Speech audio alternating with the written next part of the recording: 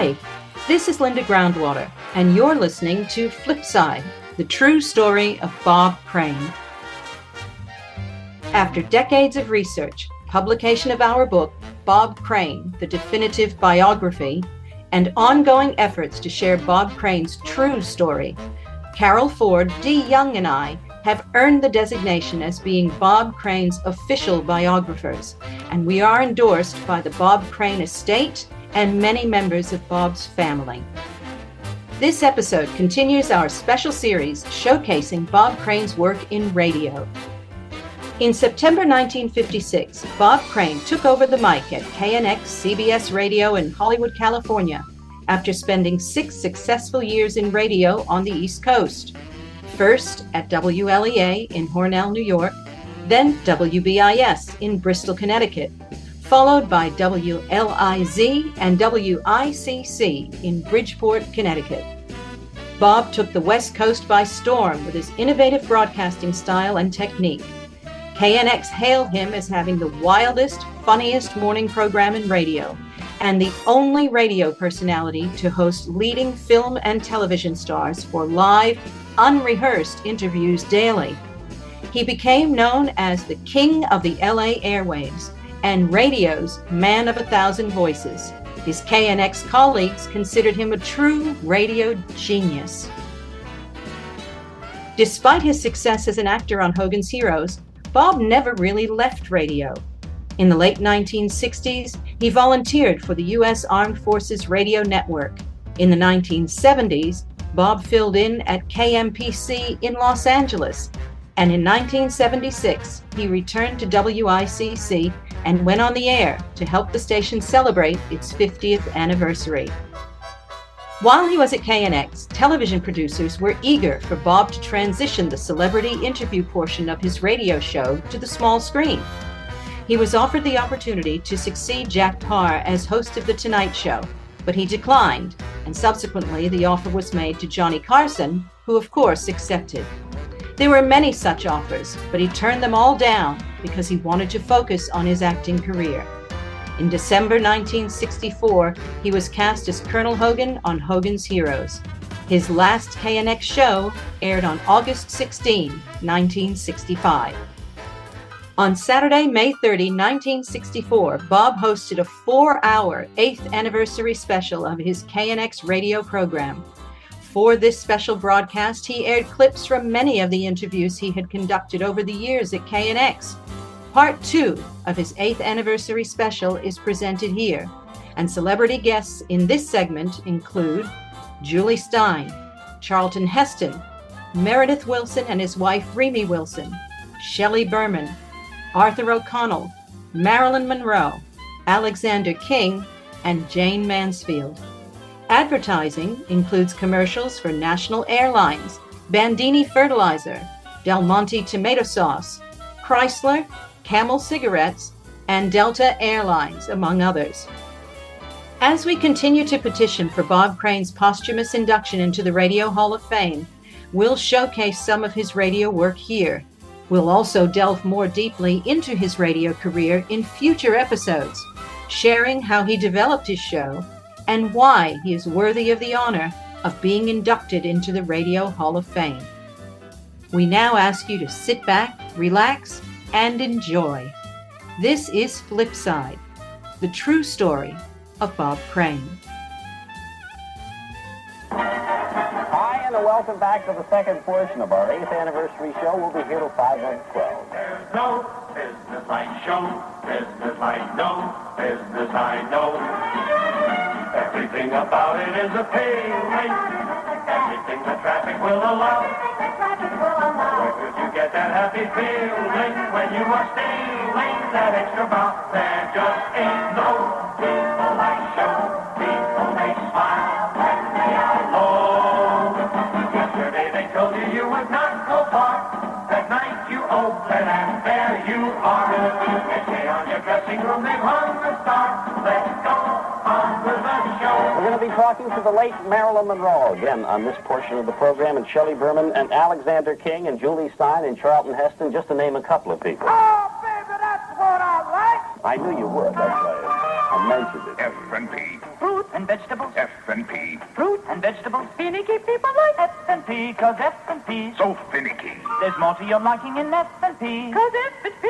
Oh, so finicky. What do they pick? They pick the best. F&P, forget the rest. The finicky people at F&P, they can love best things growing. F&P. Fruit and vegetables. You know what day today is? Of course, it is a holiday, and it is Memorial Day, and it's the day we're celebrating our 8th anniversary here on KNX, but it's a day that you can make a great discovery, a day you can make 25 cents. It's F&P Discovery Day. F&P will give you a quarter just for sampling how delicious canned foods can taste. Look for the F&P Discovery Day coupon at your grocer's today, for sure. F&P. The finicky people at F&P, they can love best things growing. F&P. Fruit and vegetables. Sunday, that's my one day. Sunday, not Monday. I wish I knew the words to this song. Julie, you know the words? I sigh every Tuesday, I cry every Wednesday. Oh my, how I long for you. I'll do a little drumming. Go ahead, Julie. Go Then ahead. comes Thursday, gee, it's long, never goes by. You won't believe it, or then again, maybe you will, but we have the gentleman who composed this song we're playing in the background with Lyle Riss here. Thank you very much. Listen, the man you've just heard say that is a drummer par excellence. Many people will verify to that. You can sing any song you want, and undoubtedly Jule Styne had a hand in writing the thing there. For instance, 5 minutes more, scabba-dabba-dee, right? Scabba-dabba-dum-dum-dum-dum-dum, scabba-dee-ba-dum-ba-dum-dum. Let us know you are singing. Yeah, that's right. And I'll see if you know your own songs here. Fiddle-dee-dee, fiddle-dee-dum. Huh? That's one of my lesser works. That's all Not right. Frank Lesser. No. One of my lesser. Time after time. That's a Sinatra song. Papa, won't you dance with me? That's from High Button Shoes. Nanette Fabre introduced that. I still get jealous of your eyes. Nanette Fabre did that. Right. High Button Shoes. You're my girl. Scabba-doo, scabba-dabba-da. Is that yours? That's one of my favorite songs. Bye-bye, baby. Scabba-dee. Gentleman Fur Blondes. Carol Channing did that. And, wait, we're not finished. Go, man, go. All right. Read it like a commercial, like you really mean it. Boy, you've wrote a lot of nothings here. Everybody's written a lot of drugs, and you got something here I never heard of. Money burns a hole in my pocket? Dean Martin sang that, and with his money burns a hole in my pocket. It was quite a big record, but you weren't around then. How long ago was Before your that? time. Really? Before your time. About 4 years ago. Get him out of here. Mr. Crane. Yes, sir. May I make one serious little speech on your very, very big fun program? Yes.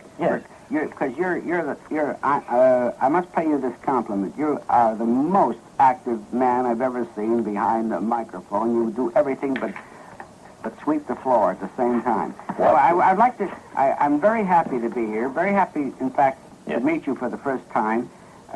Having listened is not near as exciting, I must say. Yeah. To watch you, you should be on television and radio at the same time, because, I mean, people should see what you do here. You're quite something. But I want to tell about this concert that I'm doing Friday night. Julie, we're going to do that in a minute. No, I want to do it. No, Julie, wait a minute. All right, then the hell with it.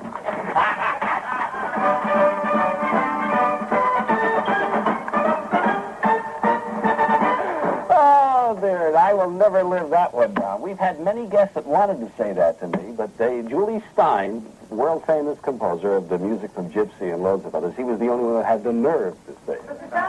Mr. Salinger. Mr. Salinger. Mr. Salinger, as United States Senator from California, if you had an opportunity to serve on the Interior and Insular Affairs Committee, what action would you take? I would hope to be able to persuade my good friend, Secretary of Interior Udall, on the rights of the California water situation. I know that he is keenly interested in an integrated development of water resources in the West. And I believe that such a development must come. But I think that Secretary Udall can be persuaded that California interests require the maintenance of their historic rights to the waters of the Colorado River. You can count on California's son, Pierre Salinger, to fight for California water rights. Let the man who spoke for president speak for you in the United States Senate. Vote June 2nd. Vote Democratic. Vote Pierre Salinger. Sponsored by the committee to elect Pierre Salinger to the United States Senate. Is it okay now? Okay, George, thank you. I'm never sure, you know. Gee, George, you're so nice to come in and help me this morning. I love you. I know, George. I know that's what it is, yes. Now, there are 3 delicious reasons to visit Houston. National Airlines gives you morning, noon, and evening nonstop jets to Houston. Enjoy breakfast on National's 8:50 a.m. jet, lunch on the 1:25 jet, or dinner on the 6:15 p.m. jet. Anytime you go, let yourself go National. Get the most nonstop jets to Houston and the most delicious food in the hub. Now, is this any way to run an airline? It's a great way to run a restaurant. I think we'll get out of the airline business and the restaurant. No, actually, we'll stay in both there. Just try National Airlines, see if we're not right. This is KNX Curious Radio in Los Angeles, 1070 on your AM dial, 93.1 on your FM dial. On a beautiful Saturday morning, mostly sunny, a high temperature of around 79 degrees today. Today, we start our 9th year of broadcasting here on KNX, and it's also our final Saturday show. Starting Monday, we'll be on just Monday through Friday from 6:05 to 10, of course, and we'll be doing our interviews on the 9:15 portion of the show, as we have been for the past 8 years. And today's show, we're reliving some of those moments over the past 8. And I'm terribly sorry we can't include everything that has happened on the show, because there have been a lot of things similar to the Jule Styne. For instance, I'll never forget the day Charlton Heston came on the show. And, of course, what with all the biblical parts Charlton has played, he has played Moses and who knows how many other biblical characters. I was prepared for a very serious interview. And number one, I was surprised that I pronounced your name right, Charlton. John, it comes as something of a surprise. I still can't get used to people knowing how to pronounce that. Well, I keep on hearing the people that you brought with you, your publicity people. I'm surrounded by finks. Yes, tell them, Charlton. They refer to you. I'm in a nest of murderers. You were referring to him as Charlton, and I figured, well, look, I'm going to be wrong on this. Yeah. See, now, aren't you both embarrassed? Yeah. And one of them's his brother. It's terrible. Well, No. actually, I'm covered with scar tissue on this now, because when I was about 10 years old and first came down out of the backwoods of Michigan to go to a school in the city, and first day of school, I was sitting in class, and the teacher reads the roll call, and she says, Charlotte Heston. And I start to slide under the seat, and she says, Charlotte Heston. I'm now almost disappeared. She says, where's the little Heston girl? I had 3 fights the first week. Oh, boy. And then Carlton, I don't care. Charlton leaned over to his brother and said, come on, we better go. You know. The teacher will never believe your name, Mary. I didn't mean to brush it off, Charlton. You live up on top of Coldwater, don't you? Old Smoky. But I don't mean to make it sound like Old Smoky. No. But really, your house is out on the edge of the cliff. Yes, just above Hidden Valley on that ridge there. Yep. I'm told the people down in Hidden Valley call it Mount Sinai, but... And every morning you come out and look over your people. You know, my franchise on that stick is run out. I tried to park the swimming pool the other day, and it didn't even ripple. Well, I had heard you were outliving commandments, but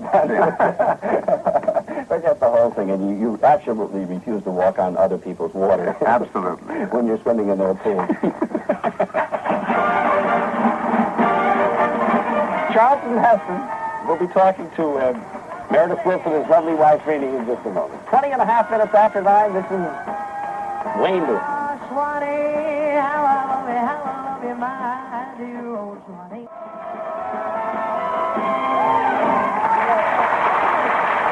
Oh, hail to me, Bandini. Oh, beautiful. Just beautiful. All your ivy walls make our emotions gush. That's it. You feed the lawns and keep the soil so free from alkali. By the way, I would like to announce this is not Wayne Newton still singing. You do it all, you do it right, you do it, do it. I didn't want you to think it's part of his album. Your purple patch Rush out and get it. show why you belong on every lawn. Whenever there are pesky bugs, you crash them. You don't just fertilize lawns, you flush them.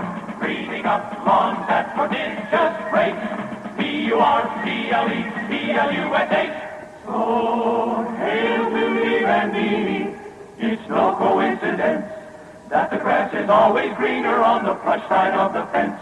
Respectfully, we bow our heads and raise our voices to Bandini Clash. We love you. That's it. Bandini is the word for fertilizer. Thank you, dear. You're beautiful. Come live with me. Oh, well, I Be can't. my love. I've got a show to do. And we will all the pleasures prove No. with hills and valleys, Dear. dales and fields, Dear. woods of steepy mountain Yeah, yields. I've got a show to do. I got And we will sit upon the rocks Yeah, well, and see the shepherds feed their flocks Yes. by shallow rivers. look, do you mind if I call my wife first? Because I'll have to ask if I can go. You know. Speaking of wives, we've had many guests bring their wives on the show, and usually the wife will just sit there. But Meredith Wilson happens to be fortunate in this particular sense. Not only is one of the greatest composers of all times, with Music Man to his credit and the unsinkable Molly Brown, but he also has a very talented wife who's a beautiful singer, Rimi Wilson. And Meredith and Rimi were our guests just the other day. And I love your singing of the song from Here's Love, Rimi. If you could do it now, just really. Do it live. May your hopes be as high. May your hopes be as high. As high as the sky's highest star. As high as the sky's highest star. May your star be as bright. May your star be as bright. As bright as your smile. As bright as your smile. May your smile be as warm. May your smile be as warm. As warm as your place in the sun. As warm as your place in the sun. May your place in the sun May your place in the sun give you peace. give you peace. May the peace in your heart May the peace in your heart give you joy in your heart. give you joy in your heart. May your heart know the meaning of love. May your heart know the meaning of love. May the love you will know May the love you will know when you know you're in love when you know you're in love. be forever Be forever and ever and as true as the love as the love I have I have given given to you.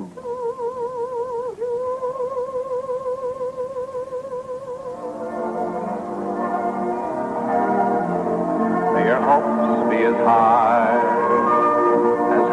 as the sky's highest star.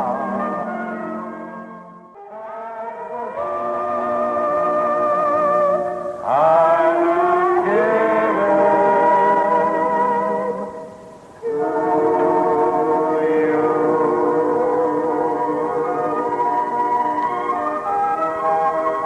From Meredith Wilson's score to Here's Love, which is on Broadway right now, the original cast recording of it, of course, and Here's Love. And Rimi Wilson, you did such a beautiful job of singing that song there, leading into it. Talk about luck, because we didn't plan it that way.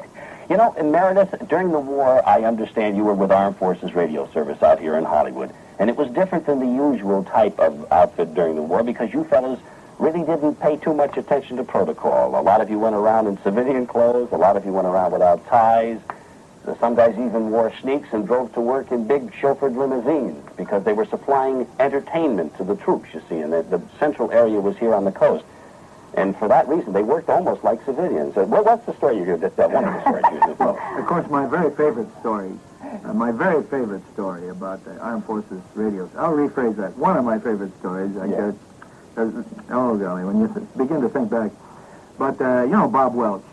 Bob Welch has been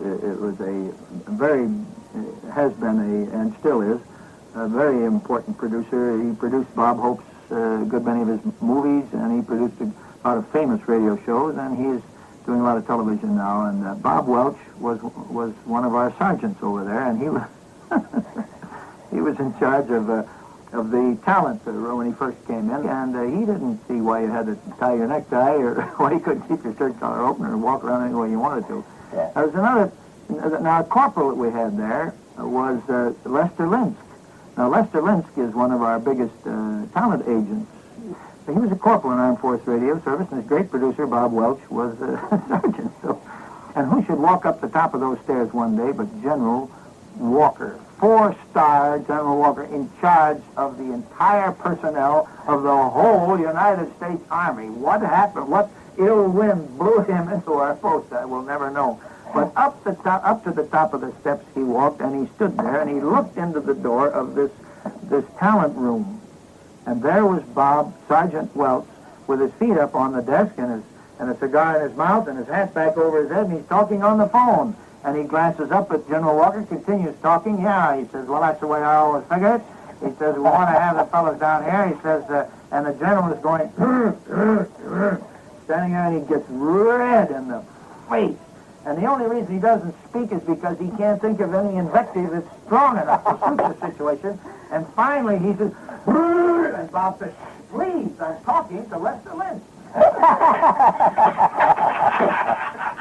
Look, not now. Let's order lunch. But it's a great idea. To serve DelMonte Tomato Sauce as a dish all by itself? Right. Tell people just open a can of DelMonte Tomato Sauce and serve as a main course? Right. They'd think we're out of our minds. Why? You say yourself that it's the DelMonte Tomato Sauce that gives the flavor to meatloaves, casseroles, stews. But no one would want to serve it by itself. Why not? Rich, red, ripe, delicious DelMonte Tomato Sauce? Believe me. Now let's order. Well, okay. Waitress? Yes, sir. I guess I'll have this businessman's lunch, please. Yes, sir. And you, sir? The businessman's lunch, too. Yes, sir. 1 can of DelMonte tomato sauce and 2 straws. Del doesn't like to shout about Come on. their tomato sauce. They kind of feel it's pushy pointing out. It is. Their tomato sauce, but meatloaf stews, spaghetti dishes, pizza casseroles, and fishes. How their flavors really bang across. With rich red ripe DelMonte tomato sauce. That's DelMonte Tomato Sauce, and this is Bob Crane celebrating our 8th anniversary here on KNX, repeating some of the moments that we like to remember from the past 8 years as we begin our 9th year. We'll be talking with the late Marilyn Monroe on this next portion of the show, and also Jayne Mansfield and Alexander King and Shelley Berman and Arthur O'Connell. But first, over KNX AM and FM. Time for the news at 29 minutes before 10. Here is the news from the KNX News Bureau. Jim Zanin reporting. Senator Barry Goldwater has the state to himself today as he continues his campaign for Republican presidential primary votes. Goldwater has appearances scheduled today in the Los Angeles area with a giant rally slated for Buena Park. New York Governor Nelson Rockefeller, the other candidate in the Republican presidential primary for Tuesday, is taking the weekend off. He plans to return from New York Monday for a 14-stop aerial trip through the state. Crews are working in San Diego today in efforts to refloat the Norwegian freighter Sandinger. The ship was swept by a flash fire that apparently started in the vessel's galley. An instructor at the San Diego Naval Station, Chief Harold Millis, said, and we quote, "The fire probably started from cooking fats or in the oven." Speculation by Millis was the first hint of what may have started the May 18th disaster, which claimed 10 lives. Singer Judy Garland's condition continues to improve in Hong Kong. A 41-year-old vocalist who fell into a coma in a Hong Kong hospital Wednesday remains in seclusion. She won't see visitors or answer phone calls. Miss Garland was taken off the critical list Thursday and removed from the emergency ward to a private room. Idaho's Governor Robert Smiley today advised Mayor Sam Yorty of Los Angeles that Idaho will insist on a multi-state compact to protect its water before any plan is adopted as the result of a Western study. Smiley reaffirmed his opposition to the Snake, Colorado project on grounds that it would limit Idaho's growth potential. He said the Northwest did not create Southern California's water problem, and he said we should not be called upon to solve it. That's the news. Jim Zanin reporting.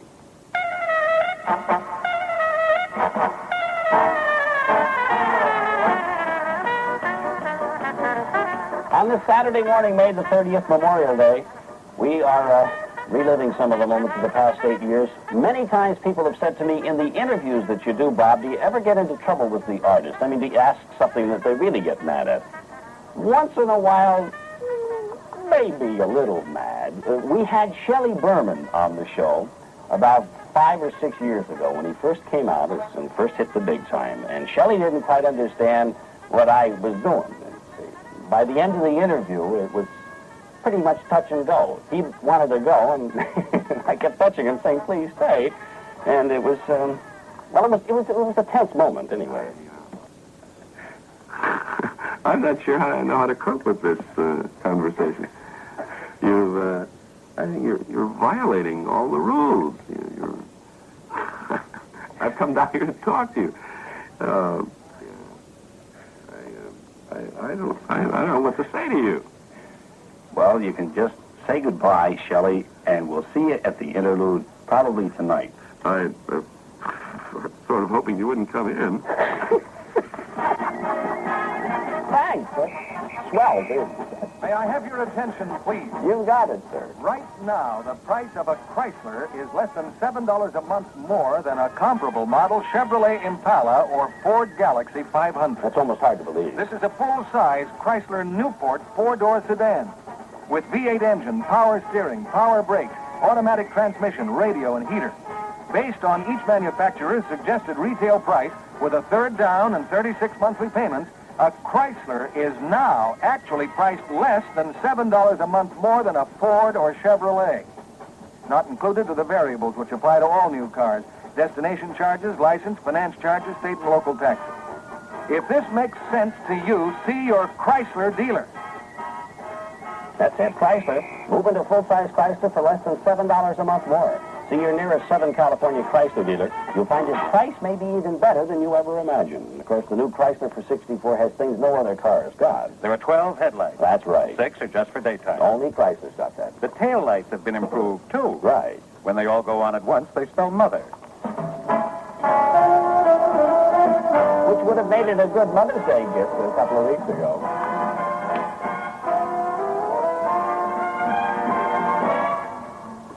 In looking back at some of the tapes and listening to them over the past month and a half, for the life of us, we couldn't find the complete Marilyn Monroe interview, which we did about 4 years ago, I guess.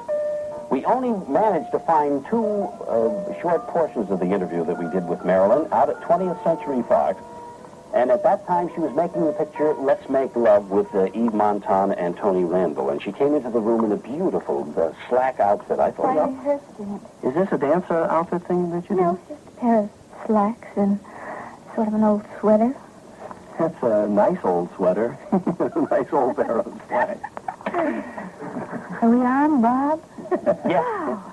Well, I've been rehearsing all day. Yeah. I'm still out of breath. All right, I'll let you get your breath for just a minute there. Marilyn, I've often wondered, being the sex symbol of the movies, are you ever offended when men pass by and whistle and things like that? I'm honored.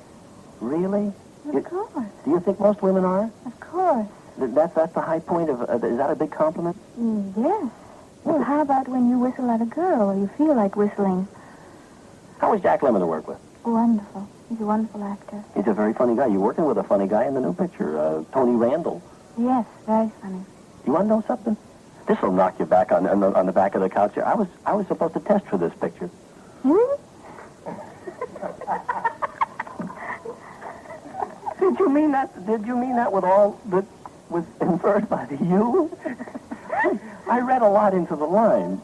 No, really, the part that they finally gave to Tony Randall. The press agent part. Oh, yes. Mm-hmm. What do you think? Well, Bob, it's nice meeting you, and hope I see you again.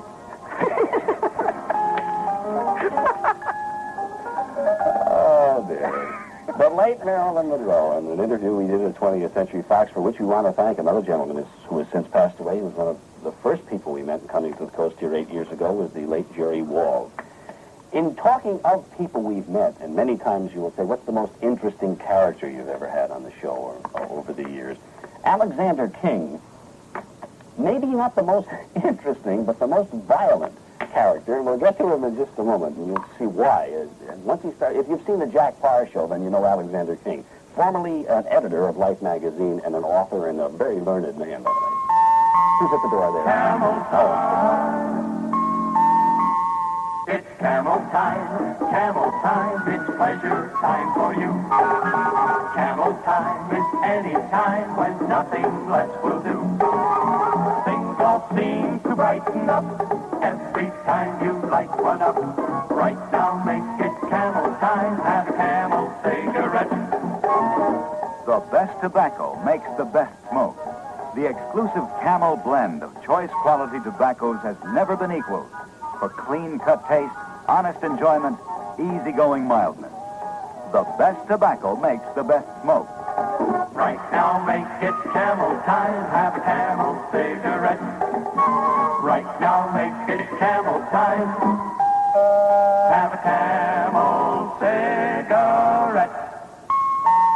Oh, that's a lovely bell there. I love that. Are you from the Camel organization? No, I'm your Avon representative. Yeah, put away the bell then, terrible thing there. Alexander King was our guest about a year or so ago, and as an ex-editor of Life magazine and an author, he has many books. Life After Birth is one of them. I forget actually all the different books but he's one of the most interesting people I've ever met. And Alexander, in all of your travels, who would you fashion to be the most interesting person you've ever met? Well, it's going to surprise you. It's not Dr. Albert Schweitzer, you see. Oh, no, who is it?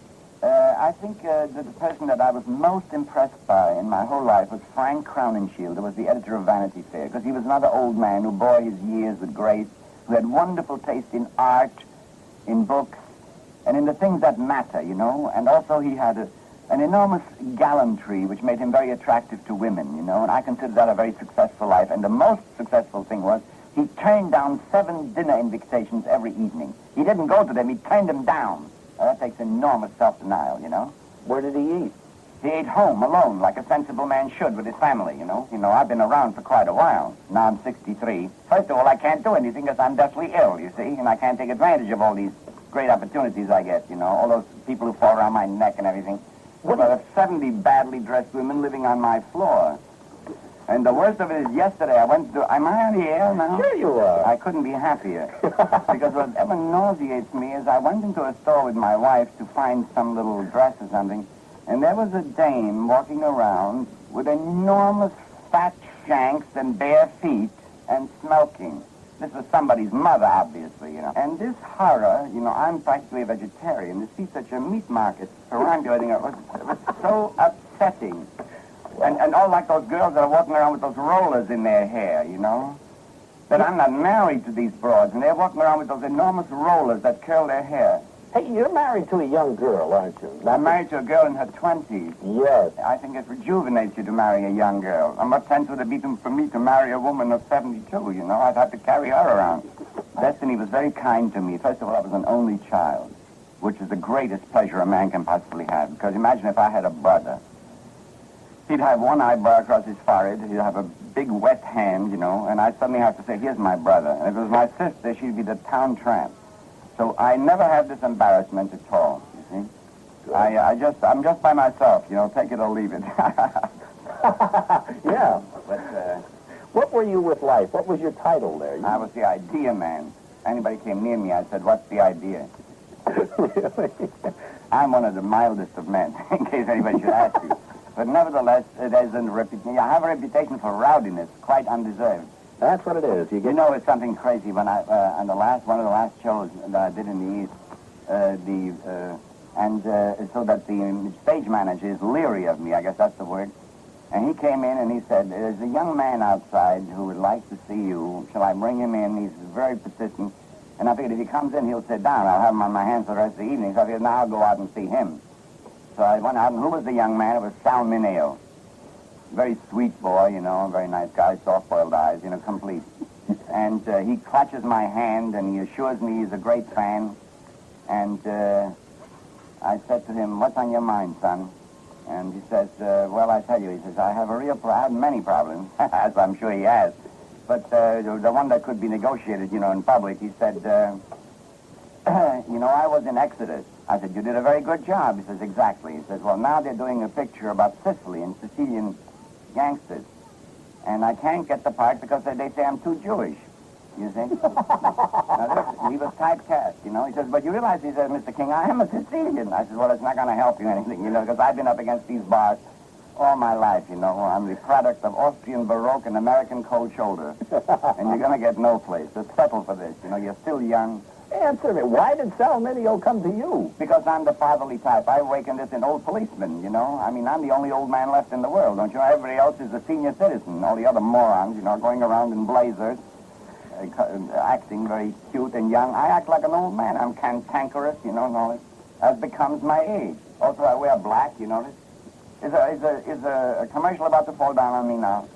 I've just disassociated myself from the show. I couldn't be happier.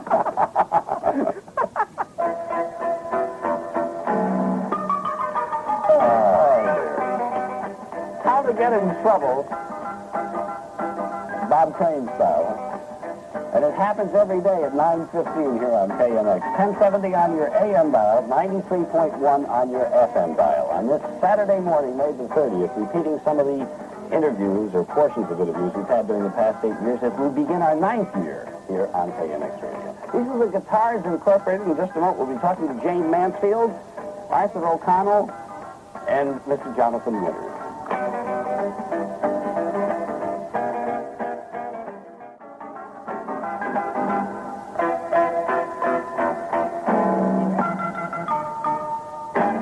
This is George Fenneman, and I'd like to direct your thoughts for a moment to one of the most beautiful and exciting places in the world, the Oregon coast. If you're accustomed to thinking about ocean beaches as flat sand and gentle rollers, you've got a thrill coming in Oregon. You'll find those and more. The 400-mile Oregon shore is marked by towering headlands and seascapes. There are 35 coastal parks and waysides, deep-sea fishing at 10 major ports, one of the world's greatest sea grottos at Sea Lion Cave. You can dig clams, catch delicious ocean-fresh crabs, visit the spectacular Miss Oregon pageant at Seaside in June, camp amid towering evergreens, or relax in a luxury resort. That's it. Oregon has something for everyone. That's right. Chicken fat and booze. And while the whole state's beautiful, the Oregon coast is a great place to start. That's right. Send for your free 24-page color booklet today. Oregon, cool, green vacation land. Write travel, room 9, Salem, Oregon. Suggested by the Travel Division of the Oregon State Highway Commission. Incidentally, it's going to be a sunny day today, says the weatherman, high up around 79 degrees. A woman just called, and it brings to mind, earlier in the week we were mentioning all of the interviews. We were going to be repeating portions of them for the Saturday morning. Time limitations have forced us to cut quite a few things that we would have liked to include on the show, including some of the portions of the interviews that we're actually playing. We had to edit them down, for which we want to thank our fine engineer, Jack Chapman. But another thing, we're not going to get a chance to play all the music that we've helped introduce over the years. Like I've Got a Rose Between My Toes, and West of the Wall, and Home in Pasadena, and Pakalapaka, and all those wonderful old songs. Mainly because we've got such beautiful people with us, like Jayne Mansfield, who is accident prone, for those of you who may not know it. She's forever having straps break, or heels break, or losing things when she's walking. I know what you're referring to. Someone stole a diamond garter from me over in Milano in '57. Mickey had given to me, and some fans had stolen it. I was at a premiere of one of my pictures with Success for a Rock Hunter, and the fans were so excited that they just kept tearing things off of me, like my shoes. And But how did they get the garter? well, that's what I was wondering too. They got it though, because I didn't have it when I went in the theater, and I had it when I got out of the car. Were your stockings sagging? I don't wear stockings. Oh, really? Then what was the garter for? It was just a memento from Mickey. It's sort of funny. I never have worn stockings. But how could they get a garter off without you knowing it? Well, they're pretty wild, those Italians, you know. Wasn't that the same place that your dress strap broke? It didn't break. I had a dress on, and it was very pretty. It was white lace with little pink rosebuds all over it. We went to this ball, and I believe it was a ball that night. And the fans, they're warm. You know, the Latin men are very warm. And No, I don't. well, I know, and they are. And they started picking off the rosebuds off my dress, and anything they could grab the whole, like a souvenir. They'll do that. Hair. Yes. Anything, Yes. anything. I thought somebody grabbed my diamond necklace last week for a souvenir. That's why I was so worried. Yes. Well, one thing I must say, with all of the grabbing that goes on, Jayne, and you're not scarred at all, and I definitely know that you have a lot of animals around your house. You've got the dogs and the cats. You even have an ocelot, which is a little animal with very sharp claws. And I must say that you've untouched. Your body is your crowning glory, as they say. Well, thank you. Saturday night we went to a party, and right before we went, I was playing with my ocelot, and I got, like, you know how your eyes water and all, and you feel like sneezing, in fact you sneeze all over, and my eyes got so swollen I had to wear sunglasses to the party, and I did. And then we came home afterwards and played with him some more. What are your dimensions, Jane? They're 41, 18, 35 and a half. Have they always been that way? No, not when I was 10 years old. You're naughty. I wonder where she got that idea. I'm naughty. Boy. We're going to be talking to Arthur O'Connell in just a moment. Here is a message for you, straight from the shoulder. In 1963, Lyle Wilson, Washington Bureau Chief for United Press International, wrote in his column, Senator Clark, Democrat of Pennsylvania, told a radio audience that Governor Rockefeller really was a liberal Democrat at heart. Averell Harriman is similarly on record. And we cannot forget Governor Brown's statement that Rockefeller is a better Democrat than Republican. Had enough? On June 2nd, California Republicans are going to vote for a real Republican. Senator Barry Goldwater, a man who courageously stands on principles for a return to constitutional government, individual freedom, within the framework of a sound free enterprise economy. Join the crusade by voting for the Barry Goldwater delegation on June 2nd. This was a paid announcement. Goldwater for President Committee. 8.5 minutes before 10 on the KNX clock, 8.5 before 10. On our show, in asking very simple questions, we sometimes get the strangest answers back. We were discussing Marilyn Monroe and Jayne Mansfield and Elizabeth Taylor with Arthur O'Connell, who is known as a fine character actor. And I asked him about sex plots, and most of them, from time to time, almost you forget that they're married. And I was wondering whether motherhood, having a child, takes away the sexiness of some of these girls. I don't know. I understand that some doctors say that Bridget Bardot won't be as appealing now that she's a mother. A mother. I read that too, and it said that her main appeal before was the savage drive that she had. Well, she'll be a savage driving mother now. Yes.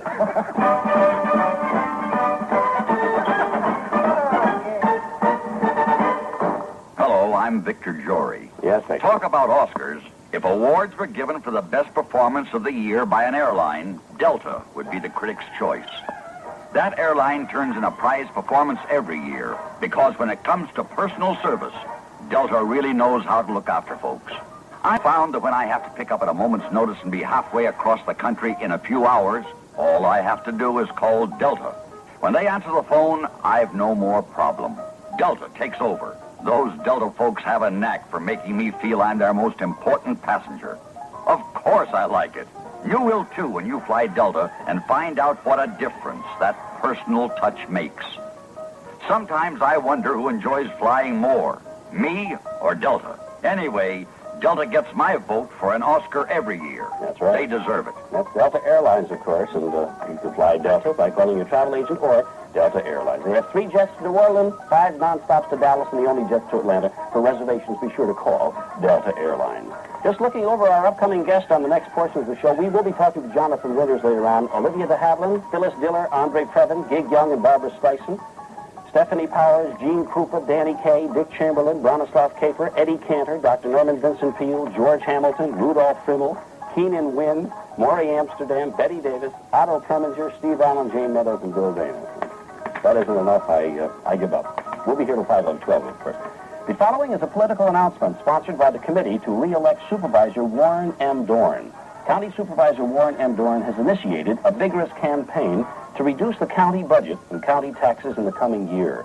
Supervisor Dorn does not agree with county agencies that they must have millions more to spend next year. He believes that many non-essential projects can be deferred without enormous tax increases. Vote for a man for county supervisor who protects your tax dollars. Vote Tuesday to re-elect Warren M. Dorn for supervisor of the 5th District. The preceding was a paid political announcement. This is Bob Crane. We'll be back in just 15 minutes with more guests. Until then, goodbye, hon.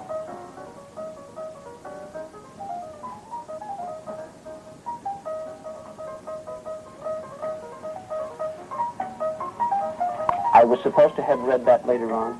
I see. They tell me these things here. It's like Mike Nichols and Elaine May said. But he's so wonderful try. when these poor kids make a place for themselves. Exactly. Because you take your average kid who has had, everything. He's not going to try to be a disc jockey. No, I shouldn't either. We'll be back in 15 minutes. Until then, goodbye. Flipside, the true story of Bob Crane, is owned and produced by Carol M. Ford Productions. All rights reserved. No portion of this podcast may be used without written permission. Bob Crane's 8th anniversary KNX special was provided to Bob Crane's official biographers, Carol Ford, Linda Groundwater, and Dee Young, by a former KNX employee who worked with Bob at the station.